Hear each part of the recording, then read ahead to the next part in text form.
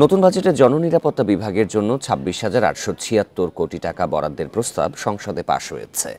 এছাড়া প্রধানমন্ত্রীর কার্যালয়ের উন্নয়ন ও পরিচালন ব্যয় হিসেবে বরাদ্দ ৪,৬০০ কোটি টাকা।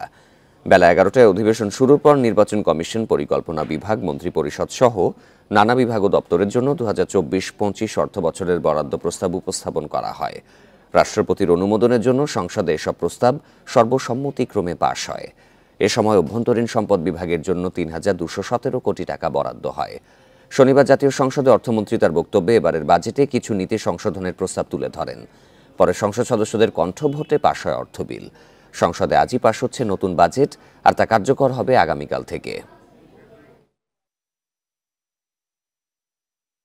5টা রুম ব্যবহার হয় না, আরো 5টা 10টা হলো না 20টা হলো, আমার ক্লাস করার মতো 43টা রুম তৈরি করা হয়েছে। মানে স্পিকার, এই যে অপব্যয়, সেকশন নাই, টিচার নাই, শিক্ষার মধ্যে মাননীয় স্পিকার ব্যাপক দুর্নীতি, যা ভাষায় প্রকাশ করা যায়, কাগজে কলমে পত্র পত্রিকায় সব জায়গায় দুর্নীতি।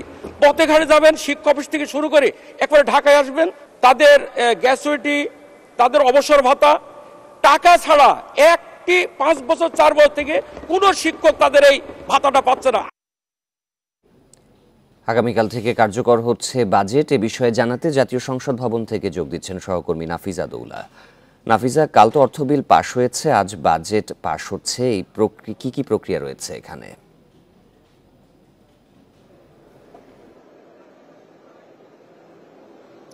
আপনি জানেন যে এখনো কিন্তু বাজেট অধিবেশন চলছে এবং আজকেই অর্থমন্ত্রী আবুল হাসান মাহমুদ আলী তিনি কিন্তু প্রস্তাবিত বাজেট যেটি আছে সেটি উত্থাপন করবেন এবং পাশের জন্য অনুমতি চাইবেন স্পিকারের।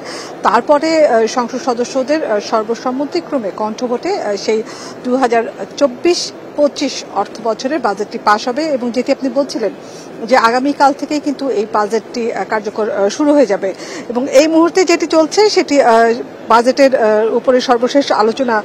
বাজেট পাশের আগে বিভিন্ন বিষয় নিয়ে আলোচনা চলছে, শেষ দিনে আজকে বাজেট নিয়ে আলোচনার, এবং এই সময় বাজেটের উপর ৫৯টি মঞ্জুরি দাবির বিপরীতে ৪ শতাধিক ছাঁটাই প্রস্তাব আনা হয়েছে এবং সেখানে কয়েকটি মঞ্জুরি দাবি নিয়ে আলোচনা চলছে। আপনি যেটি বলছিলেন, এর মধ্যে আমরা দেখতে পাচ্ছি শিক্ষা, আইন মন্ত্রণালয় আছে এবং জনপ্রশাসন, স্বাস্থ্য এবং আরও কয়েকটি মন্ত্রণালয় নিয়ে মন্ত্রণালয় বরাদ্দ প্রস্তাবের উপরে ছাঁটাই প্রস্তাব আলোচনায় অংশ নিচ্ছেন স্বতন্ত্র সংসদ সদস্যরা এবং তারা তাদের যেই বিষয়গুলো আমরা দেখতে পাচ্ছিলাম যে গত কয়েক দিন ধরেই কিন্তু এনবিআর এর যিনি কর্মকর্তা আছেন মতিউর রহমান, সেখানের যেই আলোচনা আছে, আপনি জানেন ছাগল কাণ্ডের পরে কিন্তু তার এনবিআর এর কর্মকর্তার বেশ কয়েকটি দুর্নীতির চিত্র উঠে এসেছে এবং তারপরেই আমরা দেখতে পাচ্ছিলাম যে সংসদে সংসদ সদস্য যারা আছেন, সরকারি এবং